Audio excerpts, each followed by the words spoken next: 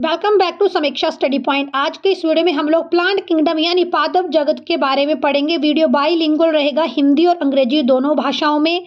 सारे important exam points हमने इस वीडियो में इंक्लूड किए हैं और वीडियो के लास्ट में आप लोगों के लिए एक क्विज भी रखा है। सबसे पहले चैनल के ऊपर नहीं तो चैनल को सब्सक्राइब करें और वीडियो अच्छा लगेगा तो वीडियो को लाइक शेयर भी जरूर करें।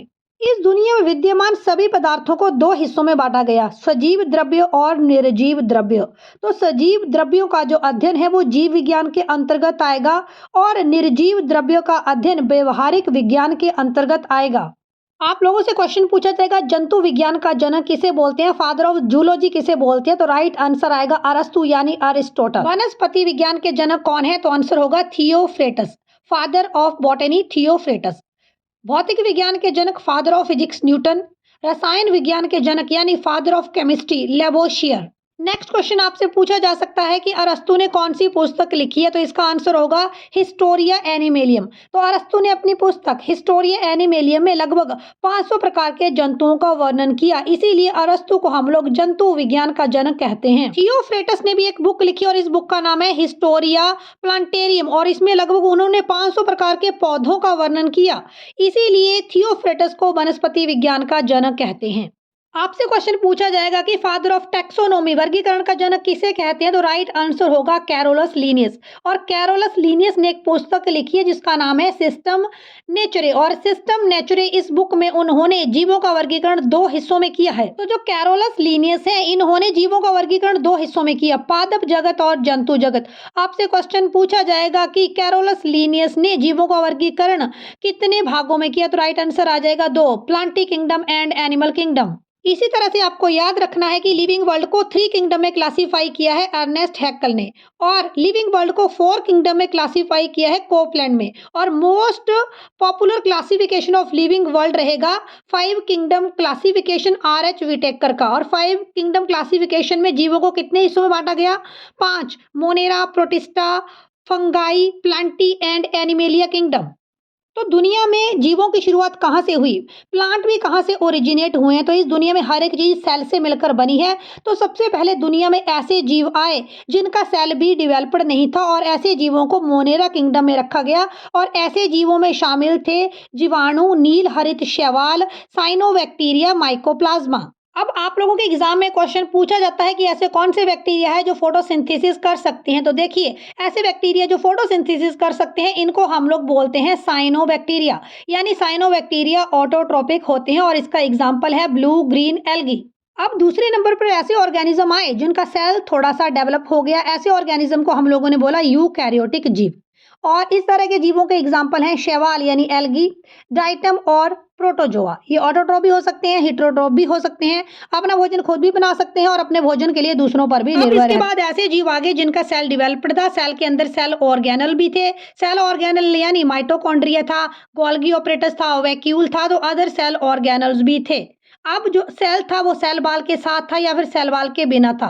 तो प्लांटी किंगडम में जो ऑर्गेनिज्म थे उनके पास सेल बाल थी और ऐसे ऑर्गेनिज्म जिनके पास सेल बाल नहीं थी, ऐसे ऑर्गेनिज्म को हम लोगों ने रख दिया था एनिमल किंगडम में। तो आज हम लोग पढ़ेंगे प्लांटी किंगडम जहां पर ऑर्गेनिज्म के पास सेल बाल थी और ये सारे के सारे यूकैरियोटिक थे। तो प्लांटी किंगडम यानी पादप जगत के जीवों को दो मेन हिस्सों में बांटा गया, एक थे क्रिप्टोगैम और एक थे फिनरोगैम।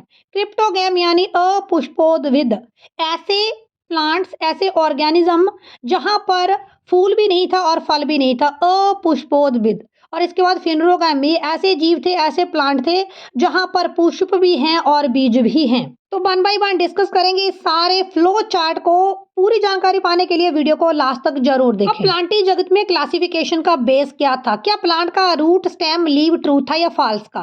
क्या प्लांट का रूट स्टेम लीव आपको स्पष्ट दिख रहा है या फिर नहीं? क्या प्लांट में बीज धारण करने की क्षमता है या फिर नहीं? क्या प्लांट का बीज फल के अंदर है या फिर फल के बाहर? और क्या प्लांट में जाइलम और फ्लोएम वैस्कुलर टिश्यू यानी संवहन तंत्र मौजूद है या फिर नहीं? तो सबसे पहले डिस्कस करते हैं थैलोफाइटा के बारे में। देखिए थैलोफाइटा जल और स्थल दोनों ही क्षेत्रों में पाए जाते हैं। ये बेसिकली वेटलैंड यानी गीली जगह में, नमी वाली जगह में पाए जाते हैं। बॉडी डिफरेंशिएशन इनमें नहीं है। इमेज में आप लोग भी देख सकते हैं कि इनका रूट, स्टेम और लीफ आप आइडेंटिफाई नहीं कर सकते, तो इनमें बॉडी डिफरेंशिएशन नहीं है, यानी शारीरिक संरचना में विभेदीकरण नहीं है। क्या थैलोफाइटा में रूट, स्टेम और लीफ है, जड़, तना, पत्तियां हैं? राइट आंसर होगा नहीं। क्या थैलोफाइटा में फ्लावर और फ्रूट हैं? आंसर हो जाएगा नहीं। थैलोफाइटा का हैबिटेंट क्या है, ये कहाँ रहते हैं? तो आंसर आ जाएगा लैंड और वाटर दोनों में ही ये रह सकते हैं। क्या थैलोफाइटा में वेस्क्यूलर टिश्यूज हैं, यानी जाइलम और फ्लोएम है? संवहन तंत्र, जाइलम और फ्लोएम मौजूद है? आंसर होगा नहीं। अधिकांश थैलोफाइटा पानी के अंदर पाए जाते हैं।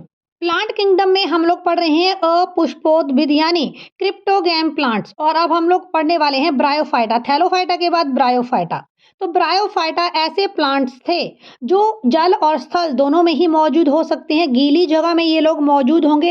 इन प्लांट्स में अब थोड़ी सी इवोल्यूशन हुई और इनका तना और पत्ती जैसी संरचना थोड़ी हमें नजर आने लगी। तो थोड़ी बॉडी डिफरेंशिएशन यानी जो इनका विभेदन है वो नजर आपको आने लगा था। ब्रायोफाइटा समूह के पास रूट, स्टेम और लीफ तो थे, लेकिन ट्रू रूट, स्टेम और लीफ नहीं थे, यानी अभी जड़, तना और पत्ती डिवेल्प होने ही लगी थी।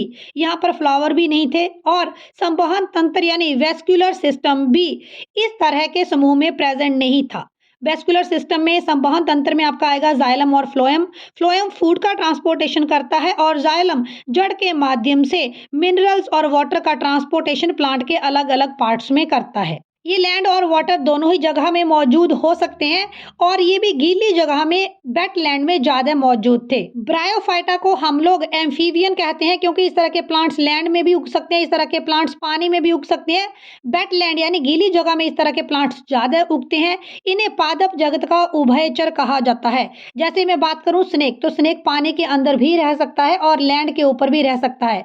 तो स्नेक एक एम्फीबियन हो सकता है, कछुआ एक एम्फीबियन हो सकता है। अपुष्पोद्भिद क्रिप्टोगैम्स में आगे हम लोग स्टडी करने वाले हैं टेरिडोफाइटा। तो देखिए टेरिडोफाइटा ऐसे प्लांट थे जहां पर जड़, तना और पत्तियां आप लोगों को स्पष्ट नजर आ रही थी कि ये प्लांट की जड़, तना और पत्तियां हैं। अब जड़, तना और पत्तियां आ गई तो यहाँ पर वेस्क्यूलर टिश्यूज भी उपस्थित है, संवहन तंत्र भी उपस्थित है। और यहाँ पर आप लोगों के जो ये प्लांट्स हैं ये नमी और छाया वाली जगह पर ही ज्यादा उगते हैं। अभी भी जो टेरिडोफाइटा ग्रुप के प्लांट्स हैं इनमें बीज और फल मौजूद नहीं है क्योंकि यह अपुष्पोद्भिद प्लांट, और इनके एग्जाम्पल हो जाएंगे मर्सीलिया फर्न और होर्सटेल। प्लांट किंगडम में हम लोगों ने क्रिप्टोगैम यानी अपुष्पोद्भिद को डिस्कस कर लिया है। इसमें हमने थैलोफाइटा, ब्रायोफाइटा और टेरिडोफाइटा के बारे में पढ़ लिया है। और अभी जो आगे आपका थैलोफाइटा है इनको 3 हिस्सों में आगे और बांटा जा सकता है, algae, lichen and fungi. Fungi यानी कवक, जैसे कि मशरूम। एल्गी यानी शैवाल। अगर आपने अपने आसपास कोई तालाब देखा है तो उसमें आपने ग्रीन कलर की लेयर देखी होगी, ये कुछ और नहीं, ग्रीन कलर की लेयर एल्गी है। और शैवाल यानी एल्गी का अध्ययन कहलाता है फाइकोलॉजी। और जो आपके शैवाल हैं इनमें जाइलम और फ्लोएम वेस्कुलर टिश्यूज प्रेजेंट नहीं है।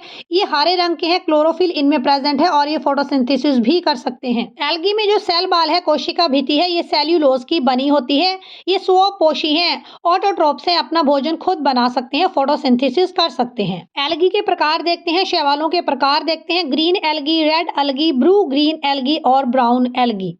तो देखिए स्लोथ बेयर एक एनिमल है, इसको हम लोग आलसी भालू भी बोलते हैं। आपसे पेपर में क्वेश्चन पूछा जाएगा कि ऐसा कौन सा जानवर है जिसके शरीर पर एल्गी उग जाती है, जिसके शरीर पर शैवाल उग जाता है? तो राइट आंसर होगा स्लोथ बेयर। ऐसा कौन सा शैवाल है जिसमें सबसे ज्यादा प्रोटीन प्रेजेंट है? तो राइट आंसर है क्लोरेला। ये ऐसा शैवाल है जिसे स्पेस में उगाया जा सकता है और अंतरिक्ष यात्री इससे भोजन प्राप्त कर सकते हैं। ग्रीन एल्गी का रंग ग्रीन क्यों है? क्योंकि ग्रीन एल्गी में हरे रंग का पिगमेंट क्लोरोफिल प्रेजेंट है। पौधों के पत्तों का रंग भी हरा है क्योंकि पौधों के पत्तों के अंदर भी हरा पिगमेंट यानी क्लोरोफिल प्रेजेंट है।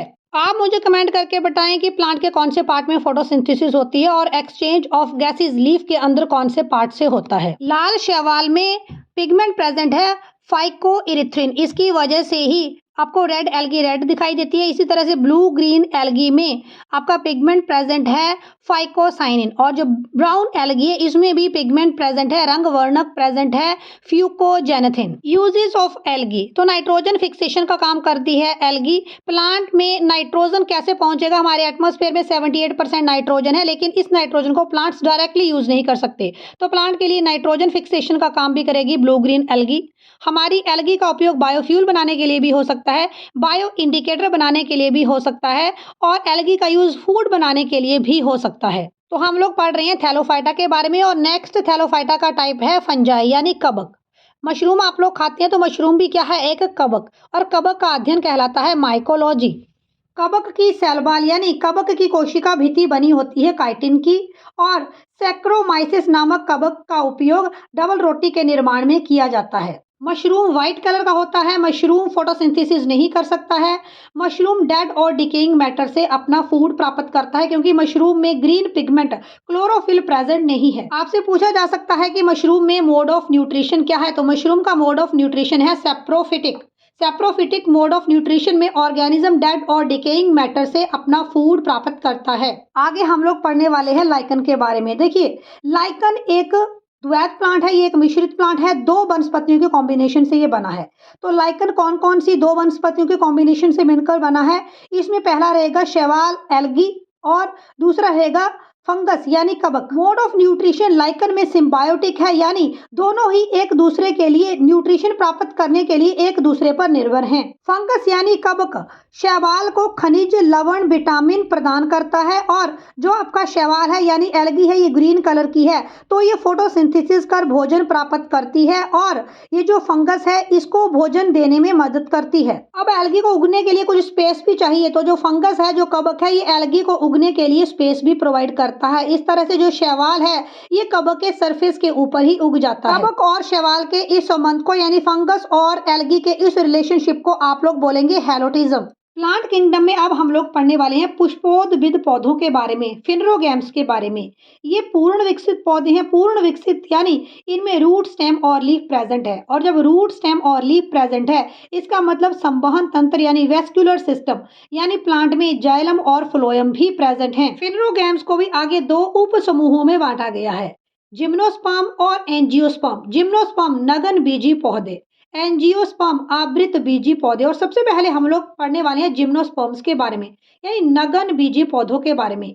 इसके नाम से ही स्पष्ट है, नगन बीजी, ऐसा पौधा जिसका बीज नगन है, जिसके बीज के ऊपर किसी तरह की कोई फ्रूट की कवरिंग नहीं है। और इस तरह के पौधों के एग्जाम्पल हैं पाइन और साइकस। इस तरह के प्लांट्स को हम लोग जीरोफाइट्स बोलते हैं, क्योंकि इस तरह के प्लांट्स ज्यादातर रेगिस्तान वाले एरिया में पाए जाते हैं। इस तरह के पौधों में जड़, तना और पत्ती यानी बॉडी डिफरेंशिएशन बिल्कुल स्पष्ट है। इस तरह के पौधे पूर्ण रूप से विकसित हैं। इस तरह के पौधों में फल और फूल तो नहीं है, लेकिन बीज इस तरह के पौधों में प्रेजेंट हैं। जिम्नोस्पर्म में बीज प्रेजेंट है, बीज नगन है, लेकिन फल और फूल यहाँ पर विद्यमान नहीं है। क्या फिनरोगैम्स स्वपोषी हैं? आंसर होगा जी हाँ। फिनरोगैम्स ऑटोट्रोपिक हैं, ये ग्रीन प्लांट्स हैं और अपना भोजन ये खुद बनाते हैं। फिनरोगैम्स दो तरह के थे। पुष्पोद्भिद पौधे दो तरह के हैं, जिम्नोस्पर्म और एंजियोस्पर्म। तो जिम्नोस्पर्म के बारे में हमने अभी पढ़ा, अब हम लोग पढ़ने वाले हैं एंजियोस्पर्म के बारे में। तो देखिए, जो ये एंजियोस्पर्म पौधे हैं ये फोटोसिंथेसिस कर सकते हैं, ऑटोट्रोपिक हैं, फूलों वाले ये पौधे हैं, और जब फूल आ गया तो फूल के अंदर बीज भी डेवलप है, और फूल ही बाद में यहाँ फल में बदल जाता है। अगर आपने मैंगो देखा है तो मैंगो ट्री भी एक एग्जांपल है एंजियोस्पर्म। एंजियोस्पर्म पौधों में बॉडी डिफरेंशिएशन होता है? जी हाँ, बिल्कुल। यहाँ पर ट्रू रूट है, ट्रू स्टेम है, ट्रू लीफ है। और जब रूट, स्टेम, लीफ है तो यहाँ पर वेस्क्यूलर सिस्टम यानी संवहन तंत्र, जाइलम और फ्लोएम भी प्रेजेंट है। फ्लोएम प्लांट के विभिन्न पार्ट में फूड ले जाएगा, और जाइलम रूट से वाटर और मिनरल्स को प्लांट के विभिन्न भागों में पहुंचाएगा। अब जो एंजियोस्पर्म है इसको भी आगे दो हिस्सों में बांटा गया है, मोनोकोट्स और डाइकोट्स। मोनोकोट यानी एक बीज पत्री पौधे, डाइकोट्स यानी द्वि बीज पत्री पौधे। तो जो इसका फल है, फल के अंदर जो बीज है उस बीज पत्र के आधार पर एंजियोस्पर्म दो टाइप के हैं, मोनोकोट्स और डाइकोट्स। अब मोनोकोट प्लांट्स कैसे होंगे? तो जो मोनोकोट प्लांट्स हैं इनमें वन कोटिलाइडन होता है। सीड को दो हिस्सों में तोड़कर हम विभाजित नहीं कर सकते। फाइब्रस रूट्स होती है, रूट्स का एक गुच्छा होता है। जैसे अगर आपके आंगन में घास घास लगा है, आप उस घास को पट देंगे तो घास का एक गुच्छा निकल के आएगा, तो फाइब्रस रूट्स हैं। एक बीजपत्री पौधों में वेस्क्यूलर सिस्टम आप लोगों का स्कैटर्ड है। लीफ में पैरेलल वेनेशन है, यानी पत्ती लंबी है और पत्ती में बिल्कुल सीधी लाइनें लगी हुई हैं, पैरेलल लाइनें लगी हुई हैं। और इसका जो फ्लावर है वो मल्टीपल ऑफ 3 है, यानी 3 पेटल होंगे, 6 पेटल होंगे, 9 पेटल होंगे, यानी 3, 6 और 9 पंखुड़ियाँ यहाँ फ्लावर के ऊपर होंगी। द्विबीजपत्री पौधे डाइकोट। इस तरह के पौधों में जो सीड है उसको आप 2 हिस्सों में विभाजित कर सकते हैं। तो 2 कोटिलेडन इसमें होते हैं। रूट टैप रूट होती है, यानी जमीन में गहरी रूट होगी और आसपास सब रूट्स भी रूट के आसपास हो सकती हैं। वेस्क्यूलर सिस्टम आप लोगों का रिंग्ड होगा और जो लीफ है, जो पत्ता है, इसके अंदर रेटिकुलेट वेनेशन होगी, यानी एक मिड वेन होगी और उसके पास बहुत सारी ब्रांचिंग होगी लीफ के अंदर। और जो आपकी पंखुड़ियां हैं, जो पेटल हैं, वो मल्टीपल ऑफ 4 या फिर मल्टीपल ऑफ 5 होंगी, यानी 4 पंखुड़ियां होंगी, 5 पंखुड़ियां होंगी। इस तरह से इनमें पंखुड़ियां रहेंगी। अभी हम लोगों ने पढ़ा प्लांट किंगडम के बारे में। प्लांट किंगडम में हमने उन सभी जीवों को इंक्लूड किया जहां पर सेल बाल प्रेजेंट है। अब एनिमल किंगडम में हम लोग ऐसे जीवों के बारे में पढ़ेंगे जिनमें सेल बाल मौजूद नहीं है। तो नेक्स्ट वीडियो में एनिमल किंगडम को हम लोग डिटेल में डिस्कस करने वाले हैं। चलिए आप लोगों के लिए कुछ क्वेश्चंस रहेंगे। मशरूम क्या है? कवक है, पौधा है, जानवर है या फिर फफूंदी है? तो देखिए, मशरूम एक कवक है। मशरूम फोटोसिंथेसिस नहीं कर सकता क्योंकि इसमें ग्रीन कलर का पिगमेंट क्लोरोफिल प्रेजेंट नहीं है। नेक्स्ट क्वेश्चन, संवहनी बंडल नहीं पाए जाते। तो वेस्कुलर सिस्टम किन में नहीं पाया जाता? जिम्नोस्पर्म में, टेरिडोफाइटा में, आवृतबीजी में या फिर ब्रायोफाइटा में? तो आप लोगों के ब्रायोफाइटा और थैलोफाइटा ऐसे प्लांट्स हैं जिनमें वेस्कुलर सिस्टम यानी संवहन तंत्र नहीं पाया जाता। टेरिडोफाइटा ऐसे पहली तरह के प्लांट हैं जिनमें संवहन तंत्र यानी वेस्कुलर सिस्टम मौजूद है।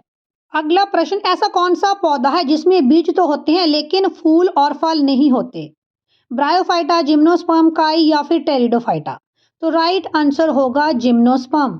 अब आप लोगों के लिए भी 2 क्वेश्चन है। फादर ऑफ टैक्सोनॉमी किसे कहा जाता है और फादर ऑफ केमिस्ट्री यानी रसायन विज्ञान का जनक किसे कहा जाता है? कमेंट करके जरूर बताएं। वीडियो अच्छा लगा है तो वीडियो को लाइक शेयर करें और चैनल को सब्सक्राइब जरूर करें।